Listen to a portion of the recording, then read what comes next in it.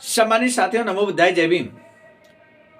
भारतीय संविधान के 75 वर्ष पूर्ण होने पर आप सभी को बहुत बहुत मंगल कामनाओं के साथ आज के इस वीडियो में हम बात करेंगे कि आखिर जब 26 नवंबर 1949 को भारतीय संविधान बनकर तैयार हो गया तो फिर 26 जनवरी 1950 को ही लागू क्यों किया गया। भारतीय संविधान के बारे में बहुत सारी ऐसी बातें हैं जो संभवतः कई साथी अनभिज्ञ होंगे, नहीं जानते होंगे। आज के इस वीडियो में भारतीय संविधान की वो खास बातें हम आपके समक्ष रखने वाले हैं।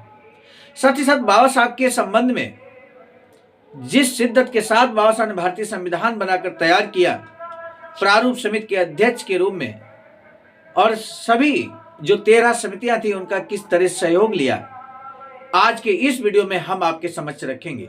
यानी कि यदि आप गणतंत्र दिवस के अवसर पर जो 26 जनवरी 2025 में हम सेलिब्रेट कर रहे हैं, कुछ ऐसे संयोग भी हैं जो ये 26 जनवरी 1950 चूंकि 75 वर्ष पूर्ण हुए हैं, इसलिए भी गणतंत्र दिवस बेहद खास है। इसके अलावा कई ऐसे संयोग हैं जो आज के इस वीडियो में हम आपको बताएंगे। यदि आप गणतंत्र दिवस के अवसर पर भाषण करने जा रहे हैं तो आज का वीडियो ये आपके लिए बेहद खास होने वाला है। कुछ ऐसे बिंदु जो आप निश्चित तौर पर खुले मंच पर आप कह सकते हैं, बता सकते हैं भारतीय संविधान के बारे में। तो आइए बिना विलंब के आज के इस वीडियो पर हम फोकस करते हैं। सम्मानित साथियों, आपको मालूम है 15 अगस्त 1947 को हमारा देश आजाद हो जाता है, लेकिन हमारा देश संचालित कैसे होगा, इस बारे में अंग्रेजों का ये कहना था कि भारतीय यदि अपना संविधान तैयार कर लें, और बल्कि यहाँ तक वो शर्त उन्होंने लगाई कि भारतीय जब तक वो संविधान तैयार नहीं कर लेते हम देश छोड़कर नहीं जाने वाले। और यही कारण है कि 15 अगस्त 1947 को हमारा देश आजाद होता है, लेकिन उससे पहले ही 9 दिसंबर 1946 को संविधान सभा की पहली बैठक होती है। दूसरी बैठक 11 दिसंबर 1946 को होती है, और यूं कहें कि संविधान बनाने की जो प्रक्रिया है यहां से प्रारंभ हो जाती है। सम्मानित साथियों, इसके बाद लगातार इस तरह से 26 नवंबर 1949 को भारतीय संविधान बनकर तैयार होता है। संविधान दिवस के रूप में उसको सेलिब्रेट किया जाता है। 15 अगस्त को स्वतंत्रता दिवस के रूप में सेलिब्रेट किया जाता है। 26 जनवरी 1950 को गणतंत्र दिवस के रूप में सेलिब्रेट किया जाता है। इन तीनों में क्या विशेष अंतर है ये भी हम आपको बताने वाले हैं। तो सम्मानित साथियों, भारतीय संविधान बनाने के लिए 3 कैबिनेट मंत्री, उस समय के तत्कालीन जो प्रधानमंत्री क्लीमेंट एटली थे, उन्होंने 3 कैबिनेट मंत्री भारत में भेजा और उसे कैबिनेट मिशन नाम दिया गया। सम्मानित साथियों, यही कैबिनेट मिशन ने भारतीय संविधान बनाने की यहाँ पर सुझाव दिया, और साथ ही साथ उन्होंने कहा कि आप पहले अंतरिम सरकार का गठन कीजिए। और तब 15 अगस्त 1947 को ये अंतरिम सरकार का गठन होता है, और उस अंतरिम सरकार 5 साल चलती है। मेरे साथियों, पहला स्वतंत्र भारत का पहला जो चुनाव है वो 1951-52 में होता है, और भारत का पहला प्रधानमंत्री पंडित जवाहरलाल नेहरू जो लोकतांत्रिक तरीके से चुने हुए प्रधानमंत्री के रूप में 1952 में शपथ लेते हैं। बाबा साहब जब कानून मंत्री थे तो वो चूंकि अंतरिम सरकार थी, और उस अंतरिम सरकार में कानून मंत्री के रूप में भारत के प्रथम कानून मंत्री बाबा साहब थे। तो इस तरह से यानी कि जब 1946 में उस समय जब भारतीय संविधान बनना शुरू होता है तो इसमें 389 सदस्य थे, और उस समय भारत का चूंकि विभाजन नहीं था 1946 में, 389 सदस्य से लेकर फिर 1947 में जब विभाजन हो जाता है पाकिस्तान और भारत का, तो 299 सदस्य रह जाते हैं। और आपको जानकर हैरत होगी कि 24 जनवरी 1950 को भारतीय संविधान पर जो हस्ताक्षर करने वाले लोग थे 299 सदस्य थे, और उनमें कुछ सदस्य दिवंगत हो जाते हैं। तो 284 सदस्यों ने भारतीय संविधान पर हस्ताक्षर किए 24 जनवरी 1950 को। कुछ खास जानकारी देने के बाद बताएंगे हम बाबा साहब के बारे में खास जानकारी। 13 समितियां भारतीय संविधान को निर्माण करने के लिए बनाई गई थी, जिन्हें अलग अलग जिम्मेदारी दी गई थी। और इसमें सबसे प्रमुख समिति थी प्रारूप समिति, और प्रारूप समिति के अध्यक्ष थे बाबा साहब डॉक्टर भीमराव अंबेडकर, जिसे ड्राफ्टिंग कमेटी भी कहते हैं। सलाहकार डॉक्टर BN राव जी थे। और ये भारतीय संविधान 2 साल 11 माह 18 दिन में बनकर तैयार होता है। ओरिजिनल जो संविधान है वो 13 किलोग्राम का होता है, और इसमें भाग 22 है, और इसके बाद अनुच्छेद 395 है। अनुसूचियां पहले 8 थी, अब 12 अनुसूचियां हैं। तो हमारे साथ एक खास जानकारी हम आपको बताने की कोशिश कर रहे हैं। आखिर 26 नवंबर 1949 को भारतीय संविधान जब बनकर तैयार हो जाता है 2 साल 11 माह 18 दिन में, तो इसे 26 जनवरी 1950 को ही लागू क्यों किया जाता है, इसका 2 मिनट में हम ऐतिहासिक पृष्ठभूमि आपको बता दें। उस समय कांग्रेस आंदोलन कर रही थी, और 1929 में रावी नदी के तट पर लाहौर अधिवेशन होता है। और इस लाहौर अधिवेशन में पंडित जवाहरलाल नेहरू, जो कि अध्यक्ष के रूप में थे, उन्होंने ये घोषणा की कि अब हम किसी के अधीन नहीं रहेंगे, अंग्रेज भारत छोड़े या न छोड़े, लेकिन हम स्वाधीनता के साथ काम करेंगे। और ये संकल्प उन्होंने व्यक्त किया। और साथ ही साथ ये दिसंबर माह में, दिसंबर के लास्ट में ये अधिवेशन था, लाहौर अधिवेशन 1929 में। और वहाँ इसी अधिवेशन में पंडित जवाहरलाल नेहरू के द्वारा ये संकल्प व्यक्त किया जाता है कि 1930 जनवरी के अंतिम जो रविवार होगा, अंतिम जो संडे होगा, उस संडे को, अंतिम रविवार को हम पूर्ण स्वराज्य दिवस के रूप में मनाएंगे, स्वाधीनता दिवस के रूप में मनाएंगे। ये संयोग है कि 26 जनवरी 1930 दिन रविवार था। और सामान्य साथियों, इस बार जब 75 वर्ष पूर्ण हो गए हैं भारतीय संविधान के, और ये 26 जनवरी 2025, संयोग ये है कि इस दिन भी रविवार ही है। तो पूर्ण स्वराज की मांग 1930 में पहली बार 26 जनवरी 1930 को प्रथम स्वाधीनता दिवस मनाया गया। और इसके बाद हर वर्ष, यानी कि 1930 के बाद 1931 में 26 जनवरी 1931 को स्वाधीनता दिवस मनाया गया, दूसरा, तीसरा 1932 में मनाया गया, 1933 लगातार मनाया गया, यहाँ तक कि 1947 में भी, जब भारत देश आज़ाद हो जाता है। लेकिन उसके बावजूद, उसके पहले और उसके बाद में 1948 में भी स्वाधीनता दिवस मनाया गया। और इसके बाद 26 जनवरी 1949 को भी स्वाधीनता दिवस मनाया गया। लेकिन सामान्य साथियों, 26 नवंबर 1949 को जब भारतीय संविधान बनकर तैयार हो जाता है, तो ये चूंकि पिछले लगभग 20 साल से जो स्वाधीनता दिवस के रूप में मनाया जा रहा था, ये इसका ऐतिहासिक पृष्ठभूमि को देखते हुए ये विचार किया गया संविधान की सभी कमेटियों ने, और सभी ने दिमाग लगाया गया कि इस महत्व को न खत्म होने दिया जाए। और इसलिए 2 ही महीने की तो बात है, और 26 जनवरी 1950 को भारतीय संविधान को लागू करने की बात कह दी जाती है। हालांकि कई महत्वपूर्ण आर्टिकल 26 नवंबर 1949 को ही लागू हो जाते हैं, लेकिन पूरी तरह से भारतीय संविधान लागू होता है 26 जनवरी 1950 को।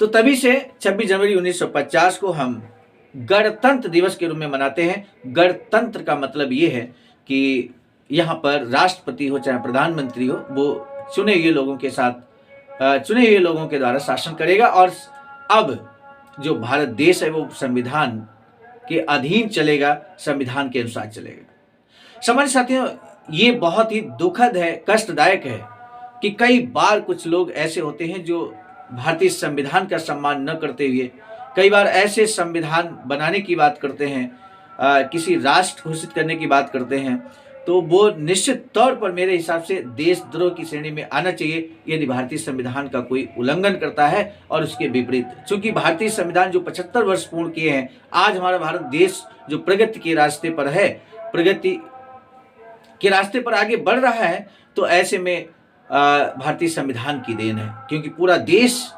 भारतीय संविधान से संचालित हो रहा है और वो प्रगति के रास्ते पर है।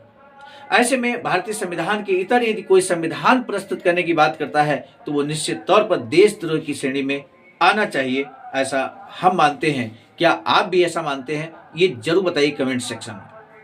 अब हम आपको ले चलेंगे बाबा साहब डॉक्टर अंबेडकर संपूर्ण वाङ्मय जो भारत सरकार के द्वारा प्रकाशित है, खंड 40 की बात करेंगे। और खंड 40 में जब भारतीय संविधान निर्माण की प्रक्रिया थी तो एक बहुत महत्वपूर्ण जो घटनाक्रम है वो हम आपको बताना उचित समझते हैं, जिसमें बाबा साहब कहते हैं, पेज नंबर 84 है यहाँ पर खंड 40 में, जिस पर हम बात करेंगे, और पेज नंबर 93 की बात करेंगे आज।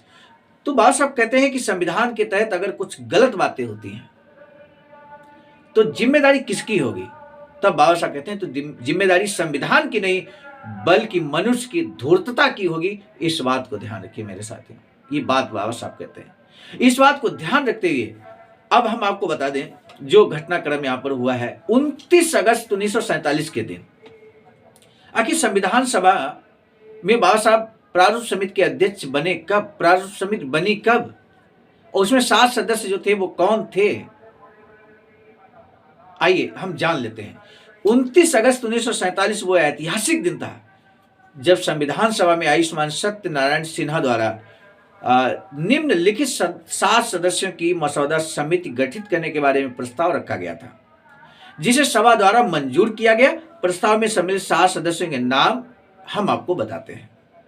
Number 1 Alladi Krishnaswamy Ayyar, number 2 N Gopalaswami Ayyangar, number 3 doctor BR Ambedkar, number 4 KM Munshi, number 5 Syed Mohammad Saadulla, और नंबर 6 BL मित्तल, और 7वां नंबर है DP खेतान साहब का। यानी कि इस तरह से यहाँ पर ये 7 सदस्य प्रारूप समिति के जो भारतीय संविधान निर्माण की प्रक्रिया को यूं कहें कि संचालित कर रहे थे। सबसे महत्वपूर्ण यही समिति थी। 30 अगस्त 1947 के दिन डॉक्टर अंबेडकर को मसौदा समिति के अध्यक्ष के तौर पर सर्वसम्मति से चुना गया। सामान्य साथियों, इसी वीडियो के अंत में हम कुछ प्रश्न आपसे जरूर पूछेंगे, उनका भी आंसर आपको देना रहेगा, तो ध्यान से इसलिए आपको ध्यान देना है। इस समिति की पहली बैठक यानी कि संविधान जो प्रारूप समिति है इसकी पहली बैठक हुई थी 27 अक्टूबर 1947 को। इस दरमियान के 2 महीने के समय में संविधान सभा के अध्यक्ष डॉक्टर राजेंद्र प्रसाद का एक पत्र मसौदा समिति के नाम डॉक्टर बाबा साहब अम्बेडकर को मिला। इस पत्र को बैठक में प्रस्तुत किया गया। उस पत्र में कहा गया था कि संविधान समिति की बैठक दिसंबर माह के मध्य में होने के कारण राव के ड्राफ्ट का सभी सदस्यों में वितरण किया जाए। इस पर डॉक्टर बाबा साहब अम्बेडकर के साथ सभी अन्य सदस्यों ने अपनी राय दर्ज की। इसकी कोई जरूरत नहीं, क्योंकि इस ड्राफ्ट और उप समितियों की रिपोर्ट को ध्यान में रखकर संविधान का नया मसौदा बनाया गया है। इस दरमियान अर्थात 30 अगस्त 1947 के दिन डॉक्टर बाबा साहब अम्बेडकर ने कार्यालय द्वारा बनाए गए मसौदे की सभी धाराओं का निरीक्षण कर अपनी शब्द रचना वाली धाराएं बनाई थी। 27 अक्टूबर 1947 से संविधान सलाहकार के कार्यालय द्वारा तैयार किए गए मसौदे तथा उसकी धाराओं पर विचार और बहस हुई। संविधान सलाहकार डॉक्टर BN राव थे। ये हम आपको महत्वपूर्ण बात बता देते हैं। उसमें कौन सी धाराएं बदलनी होंगी, कौन सी धारा को बढ़ाना होगा, किस शब्द रचना को बदलना होगा, आदि मसलों पर फुर्ती से निर्णय लिए गए। सामान्य साथियों, अब इसके बाद हम एक और महत्वपूर्ण आपको बात बता दें। बाबा साहब अपना स्पीच करते हुए और एक पत्र लिखते हैं डॉक्टर राजेंद्र प्रसाद, जो कि संविधान सभा के अध्यक्ष थे। अध्यक्ष का कार्य क्या होता है कि सभी समितियों को बुलाते थे, सभी समितियों के अध्यक्षों को बुलाते थे, सदस्यों को बुलाते थे और उनसे कार्य की प्रगति रिपोर्ट लिया करते थे। तो अध्यक्ष को बाबा साहब जो पत्र लिखते हैं उनके पत्र के जवाब में, तो उसमें एक महत्वपूर्ण बात यहाँ लिखते हैं, उसको भी हम आपको बता दें। बाबा साहब लिखते हैं कि श्री आह्लाद कृष्णा स्वामी अय्यर ने कुछ मुद्दों के बारे में सैद्धांतिक उलझन पैदा किए बगैर एक टिप्पणी अलग से की, जो उनके विनम्र अनुरोध के अनुसार मसौदे में जोड़ी गई। और इस मुश्किल काम को पूरा करते हुए समिति को संवैधानिक सलाहकार श्री BN राव, उप सचिव तथा मसौदे का ढांचा तैयार करने वाले श्री SN मुखर्जी और संविधान समिति सचिवालय के कर्मचारी वर्ग के लिए मिले सहयोग के प्रति मैं समिति की कृतज्ञता को दर्ज किए बगैर संविधान के इस मसौदे को आपके समक्ष प्रस्तुत नहीं कर सकता। यानी कि इन सभी के प्रति बाबा साहब ने बहुत बहुत धन्यवाद प्रकट किया, व्यक्त किया।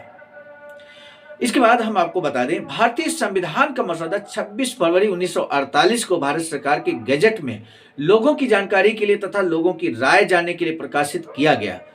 करीब 8 महीनों तक वह लोगों के पास था। उसके बाद 4 नवंबर 1948 के दिन डॉक्टर बाबा साहब अम्बेडकर ने उसे संविधान सभा के समक्ष पेश किया। इस अवसर पर उन्होंने जो भाषण दिया उसका संविधान सभा के और देश के इतिहास में असाधारण महत्व है। भाषण के कारण इस भाषण के असर के कारण ही संविधान सभा के ज्यादातर सदस्यों ने डॉक्टर अंबेडकर की प्रशंसा की, ये कहकर कि वह प्रकांड पंडित, संविधान निर्माण के शिल्पकार, संविधान के बारे में पूरे अधिकार के साथ भाष्य करने वाले, गहन अध्येता, काबिलियत रखने वाले हैं। चुनिंदा सदस्यों की इस संदर्भ में भावनाएं व्यक्त करने वाले भाषण हुए, जिनमें से कुछ हिस्से यहाँ पर दिए जा रहे हैं। इसी क्रम में टीटी कृष्णाचारी जब कहते हैं, उस बात को ध्यान देना बहुत जरूरी मेरे साथियों। वो कहते हैं बाबा साहब के बारे में कि सदन को एहसास होगा कि आपके द्वारा नियुक्त किए गए 7 सदस्यों में से एक सदस्य ने इस्तीफा दे दिया, उनकी जगह अन्य की नियुक्त की गई। एक सदस्य की मृत्यु हुई लेकिन उस पद को भरा नहीं गया। एक सदस्य अमेरिका में थे, उनकी जगह किसी को नहीं दी गई। एक और सदस्य रियासत के कामों में उलझे थे, इसलिए उनकी जगह भी खाली थी। 1 या 2 सदस्य दिल्ली से काफी दूर रहा करते थे और उनकी सेहत ठीक नहीं थी, इसलिए वह भी उपस्थित नहीं रह पा रहे थे। सो अंततः संविधान बनाने की जिम्मेदारी पूरी तरह डॉक्टर बाबा साहब अम्बेडकर पर आई। उन्होंने ये काम पूरी जिम्मेदारी के साथ सफलतापूर्वक पूरा किया। उनका ये कार्य प्रशंसनीय है, इसमें कोई दो राय नहीं। हम सब उनके प्रति कृतज्ञ हैं। ये टीटी कृष्णाचारी का जो कमेंट है यहाँ पर, जो उन्होंने प्रतिक्रिया दी है बाबा साहब के संबंध में, आप समझ गए होंगे प्रारूप समिति में किस तरह से बाबा साहब अकेले पड़ गए और अकेले ही भारतीय संविधान को बनाकर तैयार कर दिया। मेरे साथियों, काजी सैयद करीमुद्दीन जो यहाँ पर संसद सदस्य हैं और उन्होंने जो प्रतिक्रिया व्यक्त की है वो भी ध्यान देने योग्य है। वो लिखते हैं कि संविधान का मसौदा विचारार्थ रखने के प्रस्ताव पर डॉक्टर अंबेडकर ने भूमिका में जो वक्तव्य दिया उसके लिए मैं उनका अभिनंदन करता हूं। उनका भाषण ध्यान देने योग्य था और मुझे यकीन है कि आने वाली पीढ़ियां उन्हें महान संविधानकर्ता के रूप में याद करेंगी, जानेंगी। डॉक्टर पीएस देशमुख कहते हैं कि मेरे सम्माननीय मित्र डॉक्टर अंबेडकर का भाषण उच्च कोटि का था। प्रस्तुत किए गए मसौदे पर दिया गया वह प्रभावपूर्ण वक्तव्य था। सब जानते ही हैं कि वह एक प्रख्यात अधिवक्ता है और मुझे लगता है कि उन्होंने अपनी जिम्मेदारी पूरी तरह से निभाई। अगर उन्हें पूरी छूट मिलती तो इस संविधान को वे शायद अलग रूप दे पाते। डॉक्टर जोसेफ अल्वन डिसूजा कहते हैं, शुरुआत से लेकर आखिर तक विद्वानों को शोभा देने वाला, कार्यक्षम, स्वीकार योग्य, तुलनात्मक नजरिए से श्रेष्ठ संस्मरणीय दस्तावेज डॉक्टर अंबेडकर और उनकी मसौदा समिति ने प्रस्तुत किया है। सामान्य साथियों, मसौदा समिति द्वारा निर्माण किया गया संविधान का मसौदा एक असाधारण दस्तावेज है। इसमें 315 अनुच्छेद और 8 परिशिष्टों का समावेश है। ये बात बाबा साहब कहते हैं। बाबा साहब कहते हैं कि संविधान का ये मसौदा 8 महीनों तक लोगों को पढ़ने के लिए उपलब्ध था। मित्र, समीक्षक और विरोधियों के लिए इसके प्रावधानों पर प्रतिक्रिया प्रकट करने के लिए इतना समय काफी था। तो किस तरह से जनता के लिए यहाँ पर संविधान का मसौदा रखा गया और उनकी प्रतिक्रियाओं को यानी कि दूर किया गया, उनकी जो उन्होंने कमियां बताई थी और कुछ जो कमियां ऐसी थी जो सही मायने में कमियां नहीं थी बल्कि शब्दावली समझ में ना आने की वजह से, तो यहाँ पर इस तरह से ये भारतीय संविधान। बाबा साहब यहाँ पर एक अपना स्पीच जब देते हैं तो स्पीच के समापन में एक महत्वपूर्ण बात कहते हैं। वो महत्वपूर्ण बात और हम आपके समक्ष रख देते हैं। बाबा साहब लिखते हैं कि कोई भी संविधान परिपूर्ण नहीं होता, कोई भी संविधान परिपूर्ण नहीं होता और मसौदा संविधान अधिक अच्छा करने के उद्देश्य से मसौदा समिति खुद कुछ सुधारों का सुझाव रखने वाली है। लेकिन प्रांतीय विधानसभा में हुई चर्चा से मुझे ये कहने का साहस दिया है कि मसौदा समिति द्वारा तैयार किया गया संविधान शुरुआत के तौर पर इस देश के लिए निश्चित रूप से अच्छा है। मेरी राय में वह व्यवहारिक है, लचीला है और देश को शांति और युद्ध जनित स्थितियों में एक सूत्र में बांधे रखने के लिए समर्थ है। मेरे सम्मानित साथियों, 75 वर्ष हमारे भारतीय संविधान के हो गए हैं और इन 75 वर्षों में प्रत्यक्ष यहाँ पर हम देख सकते हैं कि किस तरह से शांति के दौर में भी और अशांति के दौर में भी हर समय भारत को एक सूत्र में बांधे रखने का अगर किसी ने कार्य किया है तो वो भारतीय संविधान ही तो है। भाषा लिखते हैं कि मैं कह सकता हूं कि सचमुच नए संविधान के अंतर्गत अगर कुछ गलतियां रह गई हों तो इसका कारण ये नहीं होगा कि हमारा संविधान गलत है, बल्कि हमें कहना पड़ेगा कि इंसान धूर्त था महोदय, मैं संविधान प्रस्तुत करता हूं।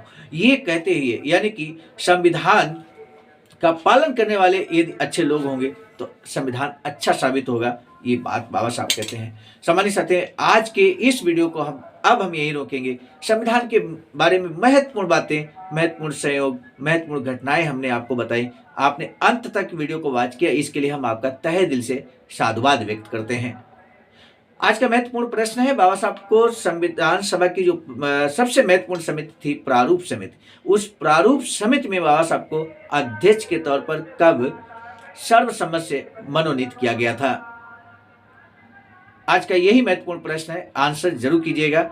और साथ ही साथ एक क्वेश्चन हमने इस वीडियो के मध्य में पूछा था, उसका आंसर भी जरूर कीजिएगा।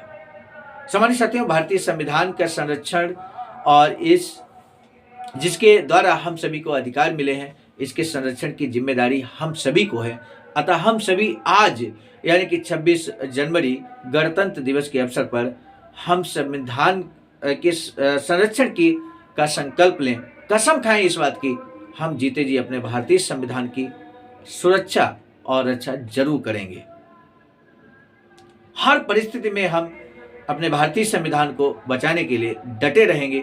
इसी संकल्प के साथ आज के इस वीडियो को हम यहीं पर रोकते हैं। मिलेंगे नए वीडियो में, दीजिए इजाजत। आप सभी को सादर नमो बुद्धाय। सम्मानित साथियों, यदि आप हमारे इस चैनल आवाज का ऑफिशियल, जिस पर नियमित सुबह 5 बजे डॉक्टर अंबेडकर संदेश आपको मिलता है, आप हमारे इस चैनल को सपोर्ट करना चाहते हैं तो हमारा आपसे निवेदन है कि आप हमारे इस चैनल को सब्सक्राइब कर लें, वीडियो को शेयर, लाइक, कमेंट जरूर करें।